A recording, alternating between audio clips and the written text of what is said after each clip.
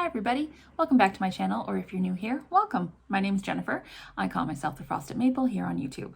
So this is just me vlogging. I talk about mainly gardening. I sometimes go on nature walks. I do some baking, cooking, and just talk about life in general. So if you want to stick around, feel free. In this video, what I'm doing is I am attempting to make rhubarb apple tarts.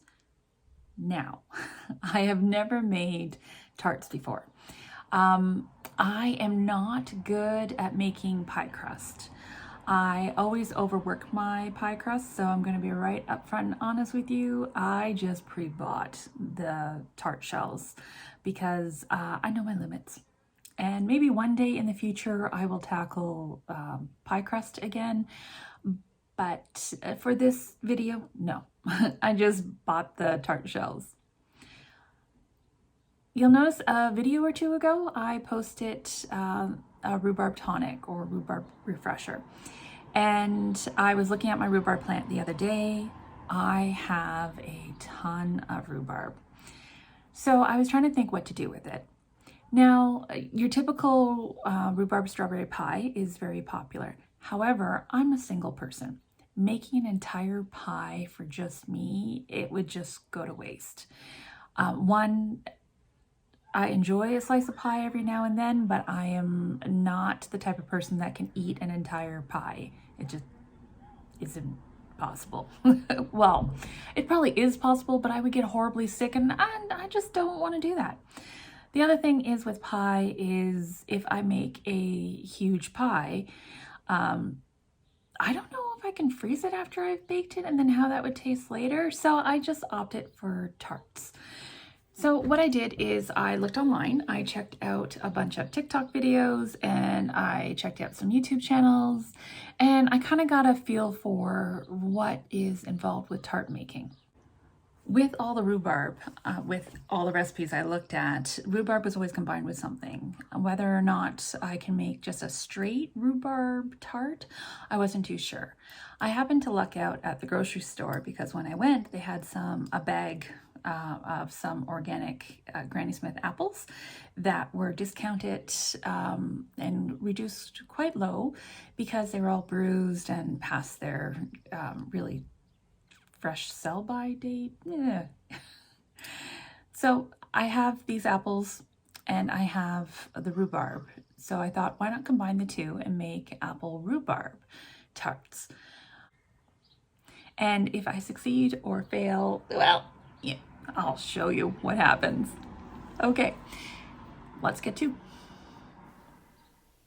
All right, so here's everything that I pretty much need. I have 2 stalks of rhubarb. I have 1 very bruised apple, actually 2 very bruised apples, cornstarch, splenda, there's the cinnamon, and of course the pre-made store-bought tart shells.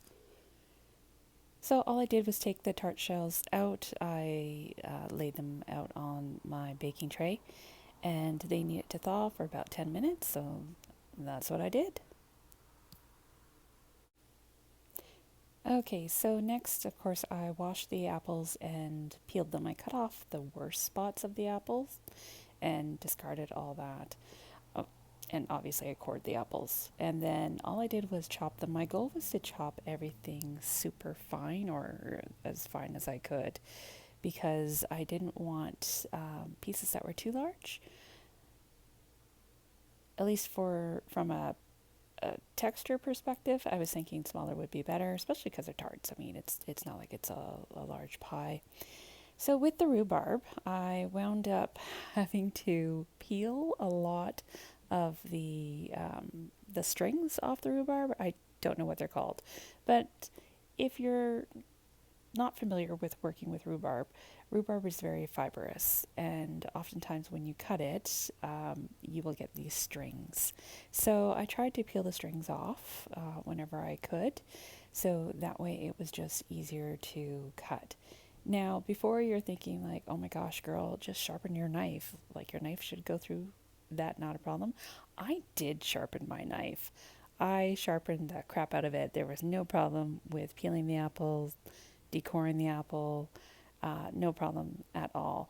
So it was just the rhubarb fibers. So I did my best to separate out the fiber just because I don't want long strings of rhubarb fiber in my tarts.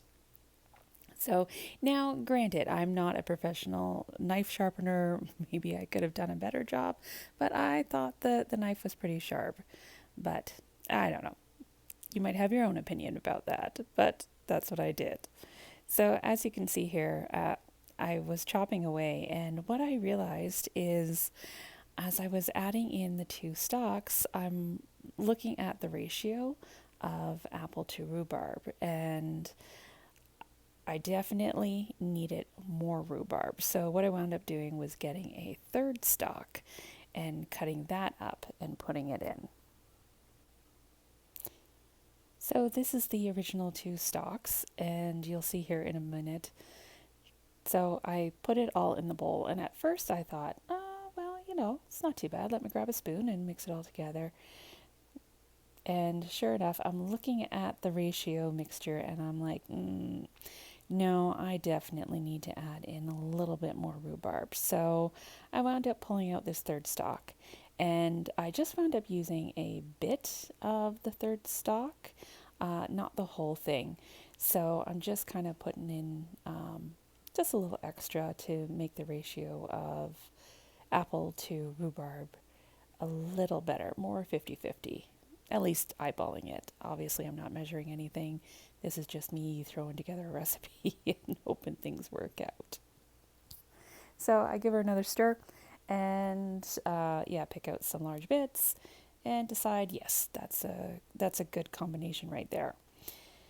So then what I do from here is I grab some of the cornstarch and I put in about a tablespoon. Now I also used left a little bit of residue from the spoon. I coated my hands with the cornstarch and gave it a good mix.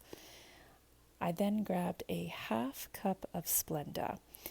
But as I was pouring it in, for me, I find Splenda a little on the sweet side, so I was going to put it in the full half cup, but I wound up just putting in a quarter of a cup. Then I added in the cinnamon. Again, I didn't measure, I just went ahead and eyeballed it. But I think if I was measuring the cinnamon, it'd be about a teaspoon, maybe a teaspoon and a half of cinnamon. So I mixed it all together, and then I started to fill up my tart shells here. Now, what I was noticing as I was filling up the tart shells was that there was a lot of empty space in the tart shell, just how the fruit is configured. So what I wound up doing was getting my hands in there, pressing it down a bit.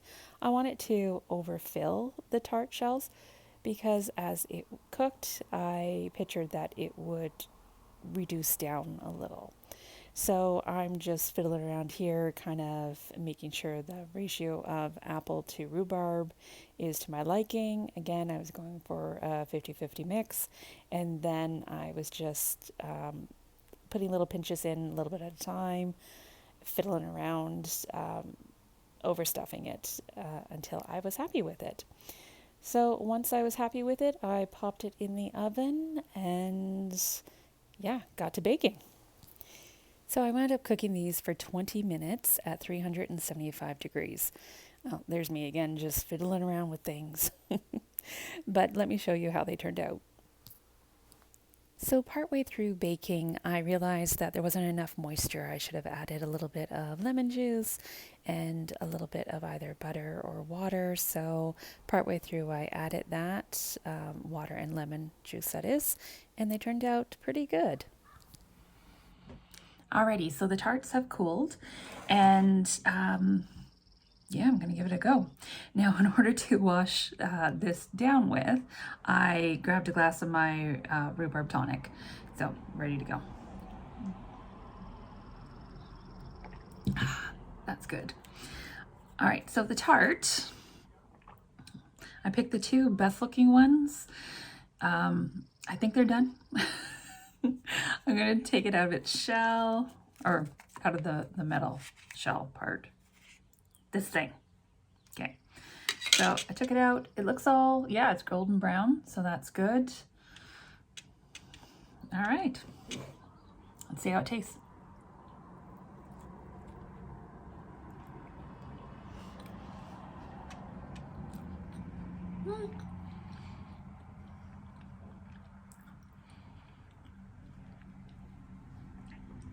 I should have put in more Splenda. This needs sugar. It's a little tart, but actually it's not uneatable. So it's not too bad, just a little on the tart side. So I think what I might do is just kind of sprinkle some brown sugar on top, or brown Splenda in my case. Yeah, but yeah, overall it's pretty good. So you can see my bite out of it. There you go. And it was a good call putting in that extra little bit of liquid. I think I just went a little too heavy on the lemon juice. Yeah, and should have put in a little bit more sweetener. I should have went with my first instinct and used the full half cup instead of putting in the quarter cup. But overall, turned out pretty good. Like I said, I'm probably just gonna add a little sprinkle of brown sugar Splenda on top, because I think that'll be a nice balance. I grabbed the brown sugar Splenda and I'm just going to sprinkle a pinch on, just a pinch. So here it is with the brown sugar on top. All right, let's try it with brown sugar.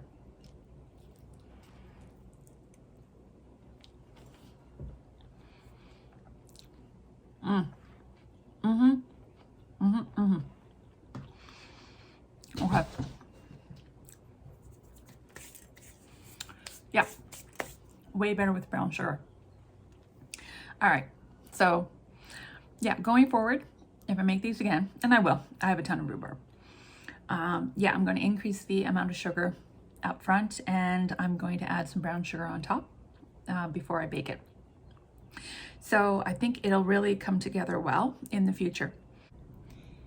Now, if you're a baker and you've baked before, you want to give me any tips, tricks, suggestions, feel free. Like I said, I am not good at making pie crusts. So I cheated this time and used the pre-made tart shells. I don't think there's anything wrong with that. But yeah, let me know down below what you thought I could have improved on. If you like anything that I did do, yeah, just let me know, because I'm always looking to improve and work on my baking, cooking techniques. Okay, everybody, talk to you later. Bye.